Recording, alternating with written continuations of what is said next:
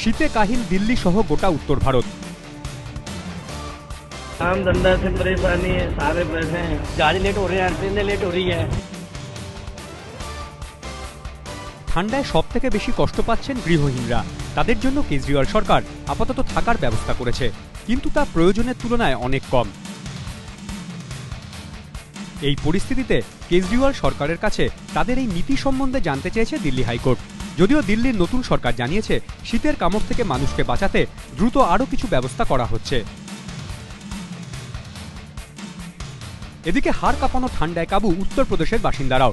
লখনৌয়ে বৃষ্টির পর পারদ আরও নিম্নমুখী। লখনৌয়ের সব স্কুল 15 জানুয়ারি পর্যন্ত বন্ধ রাখার নির্দেশ দেওয়া হয়েছে। উত্তরপ্রদেশের অন্য জায়গাগুলিতেও শৈত্যপ্রবাহ অব্যাহত। काफी ठंड है, न लकड़ी की व्यवस्था है, न कोई चीज का व्यवस्था है। ट्रेनें बहुत सी लेट चल रही है, जिससे पैसेंजर स्टेशन के अगल बगल रुके हुए हैं। শ্রীনগর হিমাচলেও এক ছবি। ধর্মশালায় পারদ হিমাঙ্কের নিচে। তুষারপাতে বিপর্যস্ত শ্রীনগর সহ আশপাশের এলাকার স্বাভাবিক জনজীবন।